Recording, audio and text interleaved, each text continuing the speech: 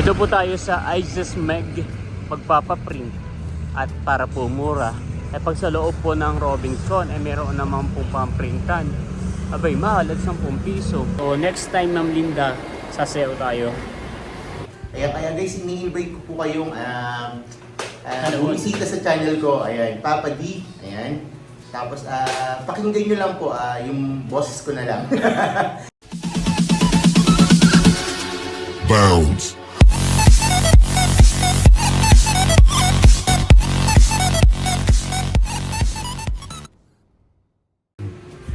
Kamusta mga kayami? Isang masaya at isang masarap na vlog na naman ang pagsasaluhan natin. For today's episode, papasok na tayo sa work. Okay, so nakagayak na pa yung mga gamit natin. So nagmamadali akong kumilos. Dapat ang magiging vlog ko is yung everyday, daily life ko na nagsasaing, nagkakape, nagpapakain ng dog food. Kaya lang po ay sobrang nalate ako ng gising, saktong 8. So I just have 1 hour to prepare. Kaya hindi ko na po na-i-video yung mga ibang kaganapan. But as usual ay gising na gising po ang ating mga baby. Naglalaro po yung mga ayan at masisigla. Yun. So pinakain ko po sila ng eggnog tsaka dog food. Una yung eggnog kaso nabitin. Binigyan ko na lang ng dog food. Yun. So papasok na tayo sa work. In 3, 2, 1.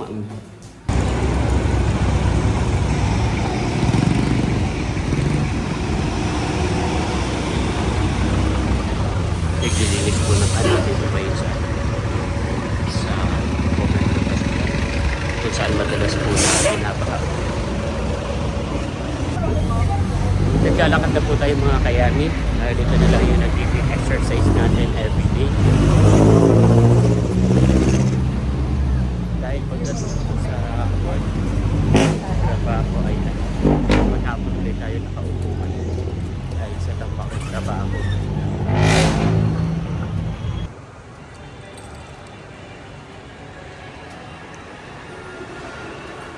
Yan mga kayami, nandito na tayo sa store at bubuksan na natin itong pintuan.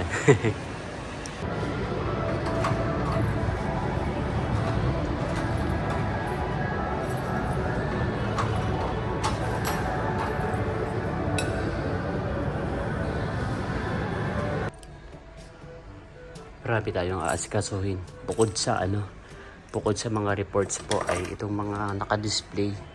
Mga kaliwa po lahat yan. Papalitan po natin ang kanan. Mga kayami, open na po ang mall. Marami na agad tao dito sa Robinson. Tapos ako mag-deposit ng cash namin kahapon. Tapos nakamenta na agad tayo ng isang item. So magandang buena ba na yun.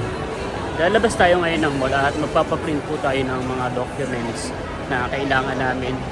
Pinapasa sa mall admin, letter, tapos sa pull out table, sa marami. Tapos sa isasabay na rin natin ngayon yung pagbili ng ulam. So pupunta tayo sa palengke right after natin magpa-print sa labas. Para isang lakad na lang, diba? Dito po tayo sa Isis Meg magpapaprint at para po mura. Ay pag sa loob po ng Robinson ay meron naman pong pamprintan. Abay mahal at 10 piso. Kahit black and white, abay 10. Ay kaigihan dito sa may labas at 3 piso laang.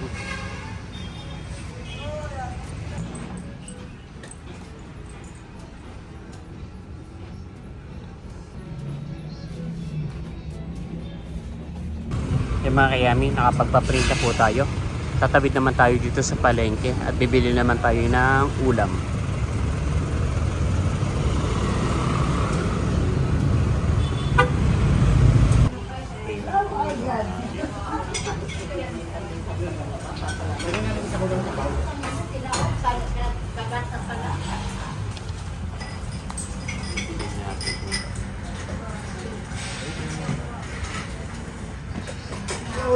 Natuyo dun sa may lamisa, no?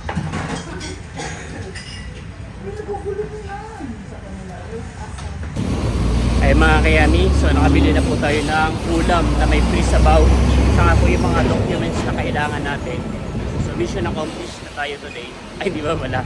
Ito pala tayo sa taas at papapirmahan natin yung mga documents na pinaprint po natin. Yung mga kayamin, ipapasa na po natin sa admin. Ito pong ating permit gate pass. Dito po yan sa may bandang chokes. Kaya lang yung chokes ay nagsarado na po. Parang ilang buwan lang po yung tinagal. Ay, taon na rin naman, pero wala pang 2 taon.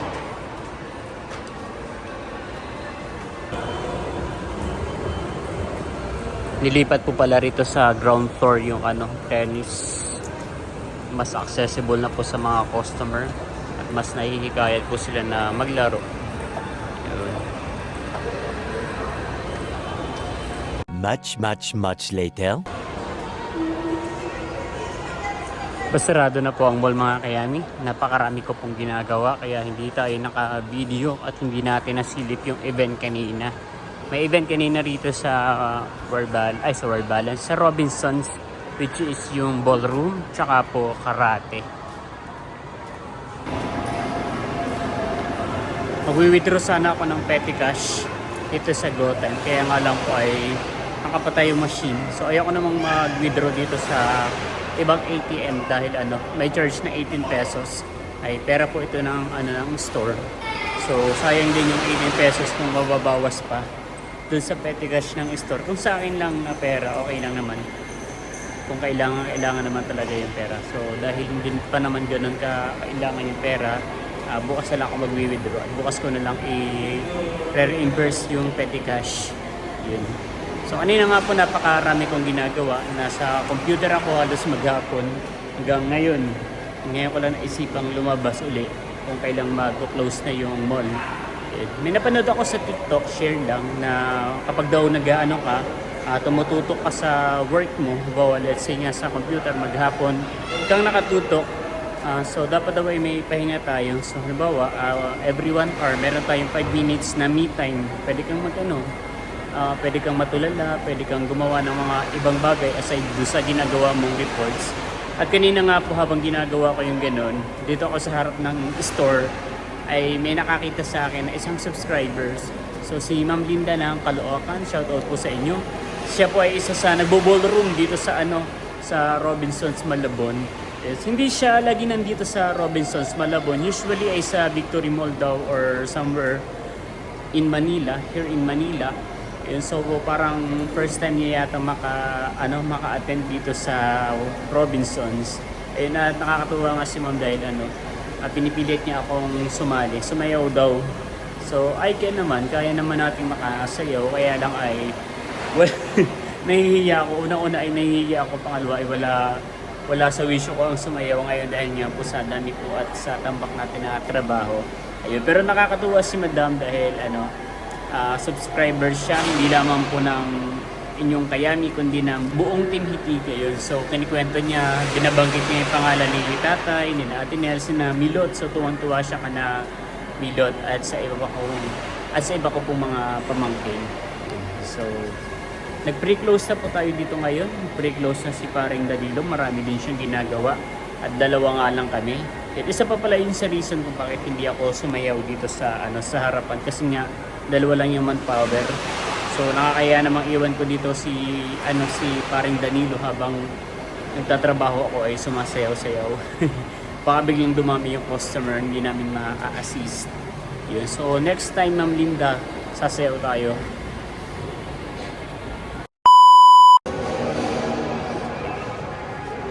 Out na tayo sa work, kasama ko ngayon si Boss Danilo.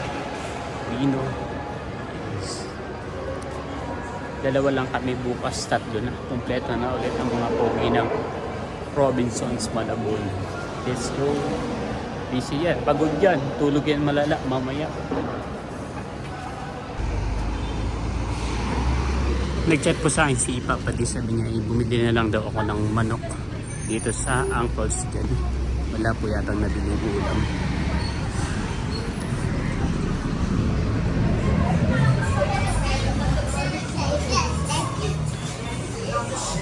Sakto po at marami pong manok.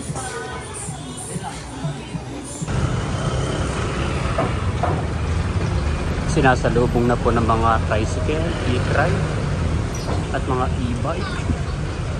Yung kung ano, traffic. Ay, nako.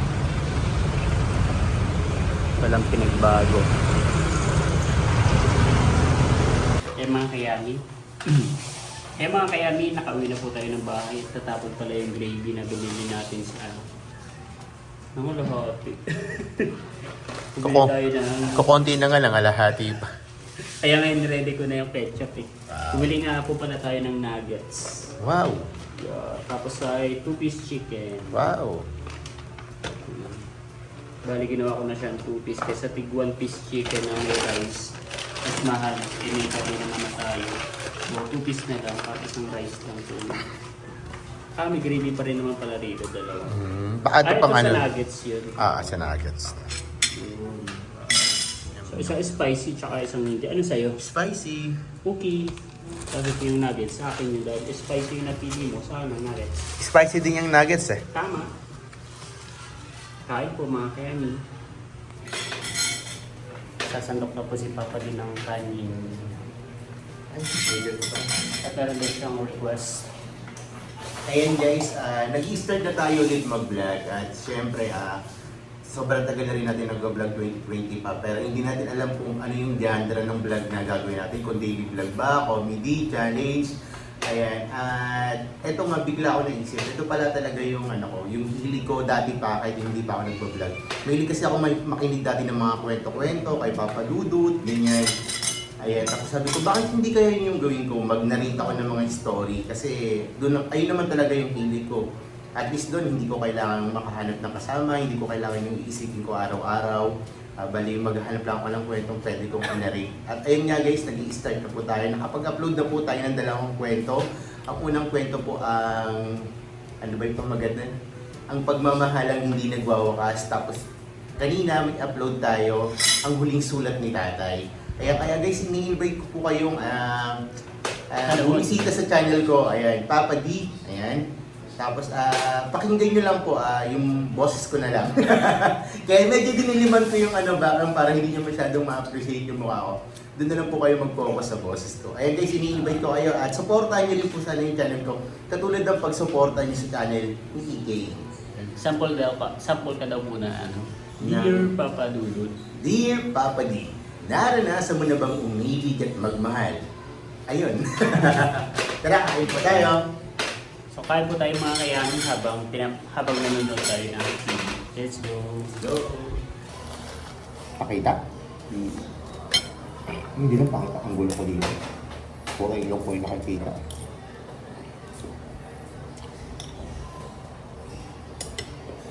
Si Jungkook ay 2 araw nang hindi umuwi. Tatlo na. 3 na ba? Dati umuwi naman yun, lumululot lang dyan sa bintana. Siya lang po kasi yung tanging pusa na nakakalabas mag-isa ng bahay tapos nakaka-uwi. So hinahayaan lang namin. Kasi nung nakaraan halos ilang araw din siya nawala. Bumalentong si titanggol ko walang gano'n Hindi marunong. Sige.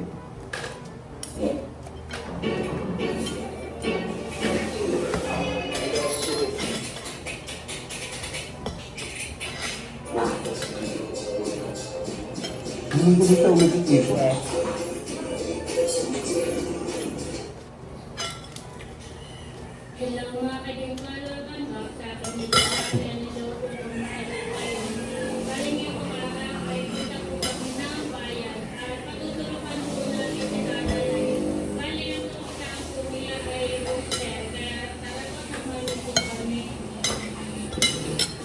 Ayun po mga kapitbahay meron po dito tayo.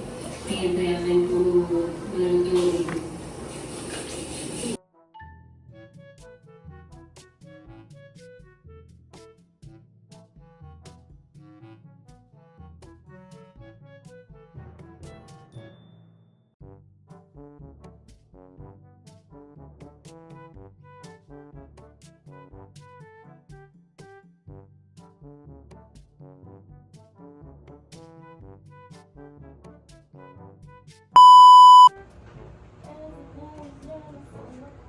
Inakay ko po sa taas yung ating mga puppies.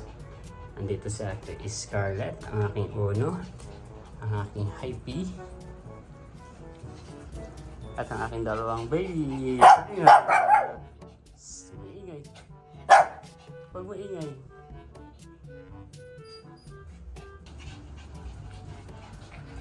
Bukas naman po pagising natin ng maaga pa, ito naman po yung aasikasuhin natin. Yung ating nilabahang mga damit ay atin naman pong itutupi. Dito na po ulit sa baba at kumpleto na ulit ang ating mga baby.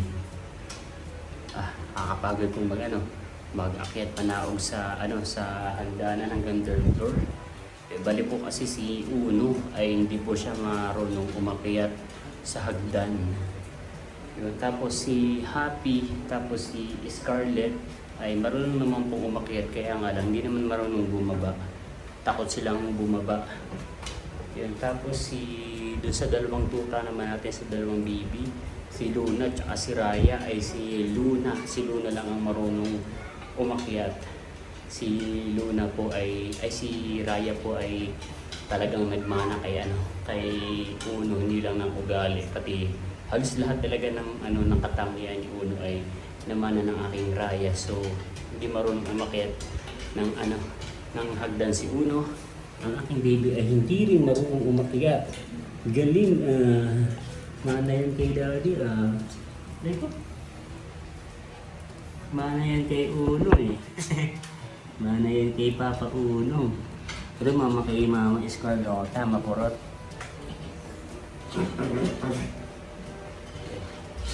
At sa kasalukuyan nga po ay gumagawa po ng content si Papa D sa loob ng kwarto. So nagbabasa po siya ng mga ng story niya. So hindi ko alam kung anong story yung babasahin niya, kung about saan. And so pa-subscribe niya lang po at pa-visit ng channel ni Papa D.